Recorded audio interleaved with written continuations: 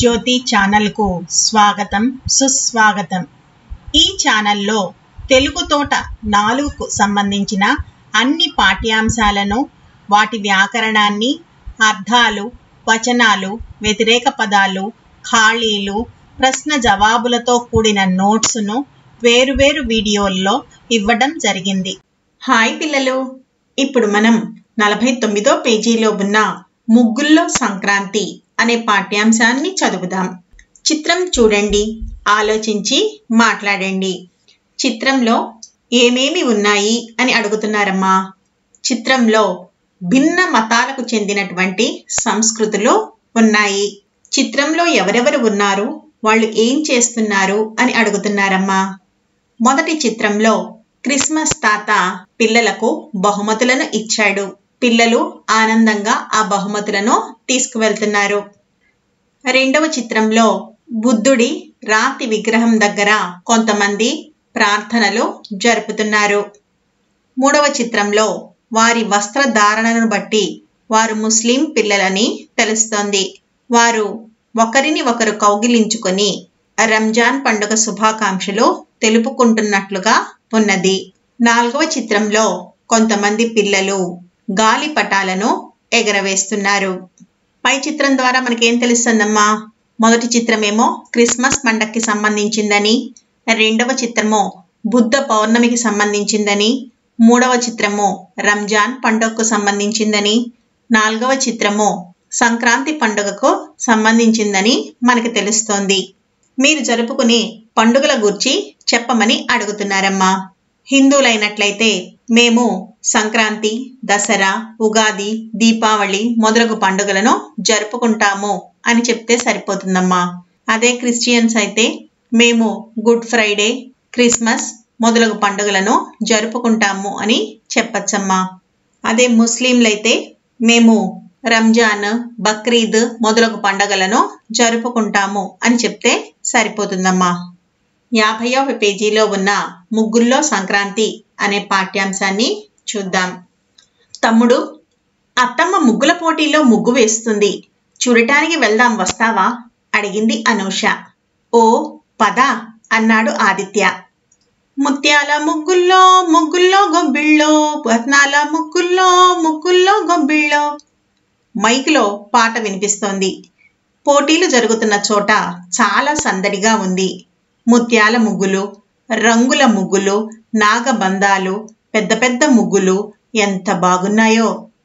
అత్తమ్మను వెతుకుతూ అనూష, ఆదిత్య ముందుకు వెళ్తున్నారు. నెమళ్ల ముగ్గు, చిలకల ముగ్గు, పద్మాల ముగ్గు, సీతాకోక చిలుకల ముగ్గు, ఏ ముగ్గు చూసినా దీనికే బహుమతి వస్తుందేమో అనిపిస్తుంది. ఇంతలో అత్తమ్మ కనిపించింది. ఈ కథలో అనూష, ఆదిత్య అక్క తమ్ముళ్ళమ్మ. అనూష వాళ్ళ అత్తయ్య ముగ్గుల పోటీలో ముగ్గులు వేస్తుంటే చూడటానికి వెడుతూ తమ్ముడైనటువంటి ఆదిత్యాన్ని కూడా నువ్వు వస్తావా అని అడిగింది. వెంటనే ఆదిత్య నేను కూడా వస్తానని చెప్పాడు. ఇద్దరూ కలిసి ఆ ముగ్గుల పోటీ జరుగుతున్నటువంటి ప్రాంతానికి వెళ్ళారట. మైకులో ఏమో ముత్యాల ముగ్గుల్లో ముగ్గుల్లో గొబ్బిళ్ళో, రత్నాల ముగ్గుల్లో ముగ్గుల్లో గొబ్బిళ్ళో అని పాట వినిపిస్తోందిట. పోటీలు జరుగుతున్నటువంటి ప్రాంతం అంతా కూడా చాలా సందడిగా ఉందిట. ముత్యాల ముగ్గులు, రంగుల ముగ్గులు, నాగబంధాలు, పెద్ద పెద్ద ముగ్గులు ఎంత బాగున్నాయోట. అత్తమ్మని వెతుకుతూ ఆదిత్య, అనూష ముందుకు వెళ్తున్నారు. నెమళ్ల ముగ్గు, చిలకల ముగ్గు, పద్మాల ముగ్గు, సీతాకోక చిలుకల ముగ్గు, ఇలా రకరకాల ముగ్గులున్నాయటమ్మా. ఏ ముగ్గు చూసినా కూడా వాళ్ళకేమనిపించింది, దీనికే బహుమతి వస్తుందేమో అని అనిపించిందిట. ఇంతలో వాళ్ళకి వాళ్ళ అత్తయ్య కనిపించింది. అదిగో అత్తమ్మ అన్నాడు ఆదిత్య. అబ్బా అత్తమ్మ, ఎంత పెద్ద ముగ్గు వేశావో. ఇదేంటి అత్తమ్మ, ఒకే ముగ్గులో భోగిమంట, గంగిరెద్దులు, గాలిపటాలు భలీగా వేశావే అంది అనూష. అవును అనూష, ఇది సంక్రాంతి ముగ్గుల పోటీ కదా, అందుకే సంక్రాంతి విశిష్టతను తెలిపే అంశాలు ముగ్గులో వేశాను. తెల్లవారుజామున వీధుల్లో వేసే భోగిమంట, సంక్రాంతికి సంప్రదాయంగా వచ్చే జానపద కళారూపమైన గంగిరెద్దులు, పిల్లలు సందడిగా ఎగురవేసే గాలిపటాలు నా ముగ్గులో చూపించాను అంది అత్తమ్మ. నేను భోగిమంటల్లో వేయడానికి నెల రోజుల నుండి ఆవు పేడ పిడకలు ఎండబెట్టి దండగుచ్చి ఉంచాను అంది అనూష. ఆదిత్యకి వాళ్ళ అత్తమ్మ కనిపించింది. ఇద్దరూ కలిసి వాళ్ళ అత్తమ్మ దగ్గరికి వెళ్లారు. అప్పుడు అనూష వాళ్ళ అత్తయ్య వేసినటువంటి పెద్ద ముగ్గును చూసి, ఒకే ముగ్గులో భోగిమంటలు, గంగిరెద్దులు, గాలిపటాలు భలేగా వేశావని మెచ్చుకుందిట. అప్పుడు వాళ్ళ అత్తయ్య చెప్పారన్నమాట, ఇది సంక్రాంతి ముగ్గుల పోటీ కదా, అందుకని సంక్రాంతి యొక్క ప్రాధాన్యతను తెలిపే అంశాలన్నింటినీ నా ముగ్గులో వేశాను. మనము భోగి రోజు వేసుకునేటువంటి భోగి మంటల్ని, సంక్రాంతులప్పుడు సాంప్రదాయంగా వచ్చే జానపద కళారూపమైన గంగిరెద్దుల్ని, పిల్లలు సందడిగా ఎగురవేసే గాలిపటాలని నా ముగ్గులో వేశాను అని చెప్పిందిట ఆవిడ. అప్పుడు అనూష ఏం చెప్పిందమ్మా, అవును, నేను కూడా భోగి మంటల్లో వేయటం కోసం నెల రోజుల నుంచి ఆవు పేడతో పిడకలు చేసి ఎండపెట్టి దండగుచ్చి ఉంచాను అని చెప్పిందిట. పాత కర్ర సామాను, ఎండు కట్టెలు అన్నీ చేర్చి భోగి పండుగ రోజు భోగిమంట వేస్తారు, పిడకల దండలు కూడా వేస్తారు చెప్పింది అత్తమ్మ. ఇంకా ఏమేమి వేస్తారటమ్మా భోగి మంటల్లో? పాత కర్ర సామాన్లు, ఎండు కట్టెలు, వాటితో పాటు ఈ పిడకల దండలు కూడా వేస్తారట. ఈ భోగిపళ్ళ ముగ్గు చూసారా ఎంత బాగుందో అంది అత్తమ్మ. భోగి రోజు సాయంత్రం రేగుపళ్ళు, శనగలు, చెరుకు ముక్కలు, చిల్లర డబ్బులు, బంతిపూల రేకులు కలిపి భోగిపళ్ళు పోస్తారు కదక్క అన్నాడు ఆదిత్య సంబరంగా. అవునురా అంది అనూష. ఇంతలో ఎవరో భోగిపళ్ళ ముగ్గు వేశారటమ్మా. అది చూపించి వాళ్ళ అత్తయ్య చాలా బాగుంది కదా అని వీళ్ళని అడిగిందిట. వీళ్ళు కూడా చాలా బాగుందని చెప్పారట. అప్పుడు ఆదిత్య ఏం చెప్పాడు, భోగి రోజున సాయంత్రం రేగుపళ్ళు, శనగలు, చెరుగు ముక్కలు, చిల్లర డబ్బులు, బంతిపూల రేక్కలతో భోగిపళ్ళు పోస్తారు కదా అని అడిగాట. అప్పుడు అనూష అవునని చెప్పింది. చూడండి, ఇది ధనస్సుల ముగ్గు. ధనుస్సు సంక్రమణ అంటే సూర్యుడు ధనుస్సు రాశిలోకి ప్రవేశించటం. దీనినే ధనుర్మాసం అని కూడా అంటారు. ఈ ముగ్గులో హరిదాసు, పూర్ణ కలశం, పొంగలి కుండలు కనబడుతున్నాయి. ఈ ముగ్గులో చెరుకు ముక్కలు ఉన్నాయి. ధాన్యపు బస్తాల బండి ఉంది. సంక్రాంతికి ధాన్యం ఇంటికి చేరి రైతులు అంతా సంతోషంగా ఉంటారు. పొంగళ్ళు వండుతారు. మరణించిన పెద్దలకు బట్టలు, పిండి వంటలు, పండ్లు నివేదిస్తారు చెప్పింది అత్తమ్మ. ఇంతలో అక్కడ ఒక ధనుస్సుల ముగ్గు కనిపించిందిటమ్మా. అప్పుడు దాని ప్రాధాన్యతని వాళ్ళ అత్తయ్య వివరించి చెప్పారు. ధనుస్ సంక్రమణ అంటే సూర్యుడు ధనుస్సు రాశిలోకి ప్రవేశించటమని, దీనినే ధనుర్మాసం అంటారని ఆవిడ చెప్పారు. ఈ ముగ్గులో హరిదాసు, పూర్ణ కలశము, పొంగలి కుండలు కనబడుతున్నాయి. ఈ ముగ్గులో చెరుకు ముక్కలు ఉన్నాయి. ధాన్యం బస్తాల బండి కూడా ఉంది. సంక్రాంతికి ధాన్యం ఇంటికి చేరి రైతులంతా చాలా సంతోషంగా ఉంటారు. పొంగళ్ళు వండుకుంటారు. మరణించిన పెద్దవాళ్ళని తలుచుకొని వాళ్ళకు బట్టలు పెట్టి పిండి వంటలు, పండ్లు నివేదిస్తూ ఉంటారు అని వాళ్ళ అత్తయ్య వాళ్ళకి వివరించి చెప్పింది. అత్తమ్మ, ఈ కోడిపుంజుల ముగ్గు చూడు, ఇవి నిజం కోళ్లలా ఉన్నాయి కదూ చూపించింది అనూష. సంక్రాంతికి కొన్ని ప్రాంతాల్లో కోళ్ల పందాలు, పొట్టేళ్ల పందాలు, ఎడ్ల బండి పరుగు, గుర్రపు స్వారీ, సంగిడిరాళ్లు ఎత్తడం, కుస్తీ పోటీలు, కబడ్డీ, వాలీబాల్ పోటీలు మొదలైనవి నిర్వహిస్తారు. బొమ్మల కొలువులు పెడతారు. కొన్ని ప్రాంతాలలో ప్రమాదకరమైన ఆచారాలు కూడా ఉన్నాయి చెప్పింది అత్తమ్మ. అక్కడ కోడి పుంజుల ముగ్గు కనిపించిందిటమ్మా. అది చూసి అనూష అవి నిజం కోళ్లలా ఉన్నాయి కదా అని అన్నదిట. అప్పుడు వాళ్ళ అత్తయ్య చెప్తున్నారు, సంక్రాంతులప్పుడు కొన్ని ప్రాంతాలలో కోడి పందాలు ఆడుతుంటారు, పొట్టేళ్ల పందాలు ఆడుతుంటారు, ఎడ్ల బండి పరుగులు, గుర్రపు స్వారీలు, సంగిడి రాళ్లెత్తడం, కుస్తీ పోటీలు, కబడ్డీ, ఇలా రకరకాల పోటీలు నిర్వహిస్తుంటారు. వాటితో పాటు ఇంకా సంక్రాంతికి ఏం చేస్తామమ్మా, మనం ఇంట్లో బొమ్మల కొలువులు పెట్టుకుంటూ ఉంటాము. కొన్ని ప్రాంతాలలో ప్రమాదకరమైనటువంటి ఆచారాలు కూడా ఉన్నాయి అని చెప్పి వాళ్ళ అత్తమ్మ వివరించి చెప్పారు.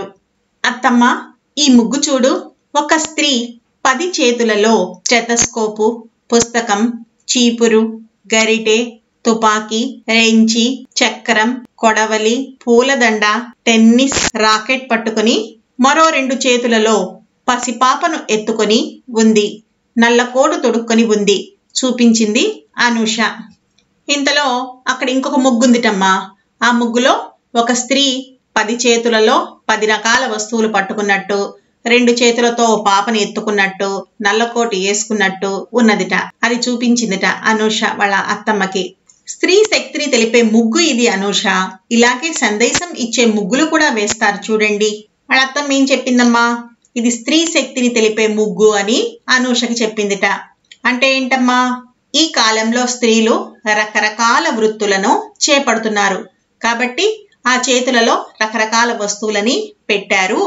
ఇవి సందేశాలను ఇచ్చే ముగ్గులు, ఇలాంటివి కూడా వేస్తూ ఉంటారు అని చెప్పి వాళ్ళ అత్తయ్య చెప్పారట. ఈ ముగ్గులో రైతును, ఆ ముగ్గులో జాతీయ జెండాను, జాతీయ చిహ్నాలు వేశారు చూడండి. ఇక్కడ చూడండి. ఇంతలో వాళ్ళ అత్తయ్య ఇంకో ముగ్గు చూపించారటమ్మా. అందులో ఒక దాంట్లో ఏమో రైతును వేశారట, ఇంకో దాంట్లో జాతీయ జెండాని, జాతీయ చిహ్నాలను కూడా వేశారట. ఓటు ఆవశ్యకతను సూచించే ఓటు యంత్రం ముగ్గును చూపించారు. చంద్రయాన్ ముగ్గు కూడా వేశారు చూడండి, చూపించింది అత్తయ్య. ఇంకో చోట ఏమో ఓటు యొక్క ప్రాధాన్యతను తెలియచేస్తూ ఓటు యంత్రం ముగ్గును కూడా వేశారట. అలాగే చంద్రయాన్ అంటే ఏంటమ్మా, రాకెట్ కదా, ఆ ముగ్గు కూడా వేశారట. అత్తమ్మ ఇక్కడ ముగ్గులో ధాన్యాలు నింపారు. ఈ ముగ్గును ఉప్పులో రంగులు కలిపి దిద్దారు. ఈ ముగ్గును పూల రేకులతో నింపారు. అబ్బా ఎన్నెన్ని ముగ్గులో. ఇంతలో అనూష చూపించిందమ్మా. ఒక ముగ్గులో ఏమో రకరకాల ధాన్యాలు వేశారట, ఇంకొక ముగ్గులో ఉప్పులో రంగులు కలిపేసి ఆ ఉప్పు వేశారన్నమాట, రంగురంగుల ఉప్పు. ఇంకో చోటేమో పూల రేకులని ముగ్గులో వేశారు. అవన్నీ చూసి అబ్బా ఎంత బాగున్నాయో అని అనూష అందిట. ఈ ఎద్దుల ముగ్గులో కొమ్ములకు ఎంత చక్కని రంగులు వేశారో చూడండి. గొబ్బిళ్ళు, దీపాలు, పూర్ణ కలశాలతో ముగ్గులను అందంగా అలంకరించారు. మనకు ఆహారాన్ని అందించే పశువులను కనుమ పండుగ నాడు ఇలాగే పూజిస్తారు. బంధువులు, పెళ్లైన ఆడపిల్లలు అందరూ వస్తారు. అంతా కలిసి విందు భోజనాలు చేస్తారు. జానపద కళారూపాలను ప్రదర్శించిన వారికి ధాన్యం, బట్టలు, కూరగాయలు, డబ్బులు మొదలైనవి గ్రామస్తులు బహూకరిస్తారు చెప్పింది అత్తమ్మ. ఆవిడ ఇంకొక ముగ్గు చూపించారటమ్మా. అందులో ఎద్దుల కొమ్ములకి చక్కగా రంగులు వేసి ఉన్నాయట. వాటిల్లో గొబ్బిళ్ళు, దీపాలు, పూర్ణ కలశాలతో ఆ ముగ్గు ఎంతో అందంగా అలంకరించారట వాళ్ళు. అప్పుడు వాళ్ళ అత్తయ్య వివరించి చెప్పారన్నమాట. మనకు ఆహారాన్ని అందించే పశువులను కనుమ పండుగ రోజు ఇలాగే పూజలు చేస్తాము అని చెప్పారట. బంధువులు, పెళ్లైన ఆడపిల్లలు అందరూ కూడా సంక్రాంతి పండుగలప్పుడు వస్తూ ఉంటారు. అందరూ కలిసి భోజనాలు చేస్తూ ఉంటారు. జానపద కళారూపాల్ని ప్రదర్శించిన వారికి ధాన్యము, బట్టలు, కూరగాయలు, డబ్బులు మొదలైనవి ఆ గ్రామస్తులు బహూకరిస్తూ ఉంటారని వాళ్ళ అత్తయ్య అనూషకి వివరించి చెప్పింది. ఈ రథం ముగ్గును చూడండి. దక్షిణాయనం నుండి ఉత్తరాయణానికి సూర్యుని ప్రయాణ సూచికగా రథంలో సూర్యుణ్ణి నిలుపుతారు. 2 చక్రాలకు 6 ఆకుల చొప్పున వేస్తారు. ఈ ముగ్గు 12 నెలలను సూచించే 12 ద్వారాల ముగ్గు. ముగ్గుల్లో మన సంస్కృతి విలసిల్లుతుంది.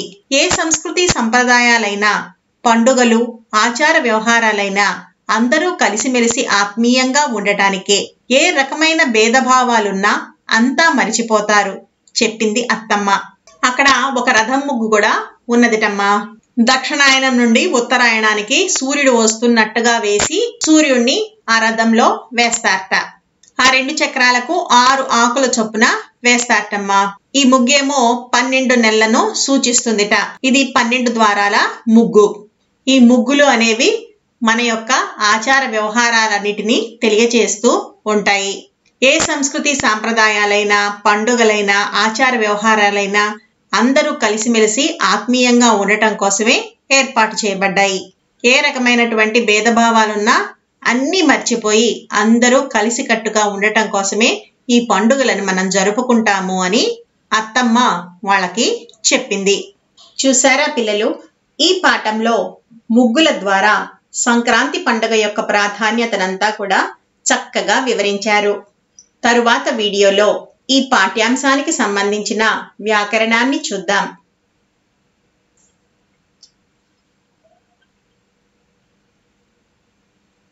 ఈ వీడియో మీకు నచ్చినట్టయితే లైక్, షేర్ మరియు సబ్స్క్రైబ్ చేయండి. కొత్త వీడియో నోటిఫికేషన్ కొరకు బెల్ ఐకాన్ను ట్యాప్ చేయండి.